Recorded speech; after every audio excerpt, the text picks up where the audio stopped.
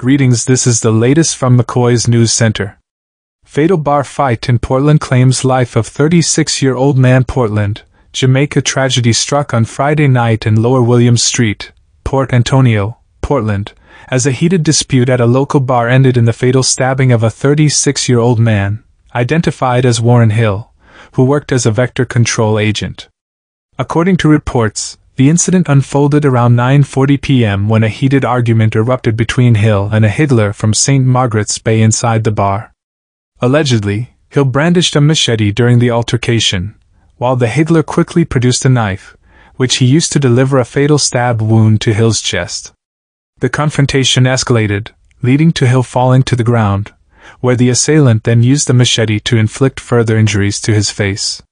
Emergency services were called, and Hill was rushed to Port Antonio Hospital, where medical professionals, unfortunately, pronounced him dead. Law enforcement swiftly took the suspect into custody pending further investigation. Jahshii's sibling was tragically shot and lost his life in the Grants Pen area.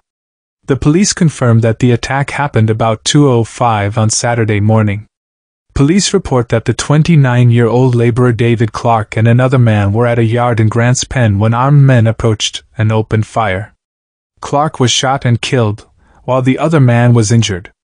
Nutsy, Jahshii father, owned a shop, and Mosiah run it for him more time. He is the one who is always there, even at 2 in the morning. You can go there and it is open. The youth no involved in anything is a good youth. Jahshii family has been under a dark cloud since June of this year when the DJ's name surfaced in an investigation regarding the death of businessman Omar Romy Wright.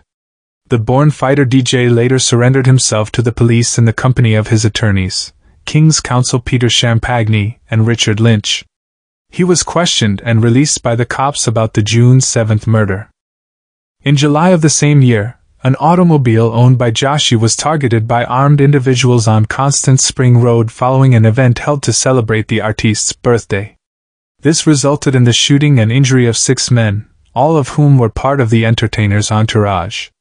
Fortunately, Jahshii himself managed to leave the scene unharmed, departing in a separate vehicle. 3 individuals, including 2 siblings and their cousin, tragically lost their lives in a triple. Kingston, Jamaica. Gunmen posing as cops murdered 3 men on Chisholm Avenue in St. Andrew on Saturday morning. The dead men have been identified as 28-year-old Mason, Alex Orlando Ricketts, 31-year-old Nava Fata Ricketts, also a Mason, and Ricardo Dwight Henry, otherwise called Rasta, a 48-year-old delivery man. The deceased are all from the same address on Chisholm Avenue in Kingston 13. The Ricketts are brothers, and Henry is their cousin, the police said. It was reported that around 1:15 a.m., 3 men armed with rifles and posing as police officers entered the premises, and took the 3 men from their dwelling house. It was further reported that the gunmen led them at gunpoint to another dwelling house on the premises, where they opened gunfire, hitting all 3 men in the upper body and killing them on the spot. Hotel employee fatally shot by police in St. Mary. The St. Mary Criminal Investigations Branch is currently probing the circumstances surrounding the tragic death of a hotel employee who was allegedly shot and killed by the police. The incident occurred during a routine patrol on Friday when the victim purportedly pointed a firearm at the officers. The deceased has been identified as 23-year-old Sheldon Anderson, a resident of Marston Town in Oracabessa, St. Mary. According to law enforcement sources, around noon, while the police were conducting their patrol, a man fled upon spotting their service vehicle and discarded an item into nearby bushes. In pursuit, the police officers subsequently encountered Anderson, who was on the road, and he reportedly picked up the object and aimed it at the police, resulting in them opening fire. Anderson was swiftly transported to the Port Maria Hospital, where he was pronounced dead. The investigation into this tragic incident is ongoing. Subscribe to McCoy's News for breaking news and updates.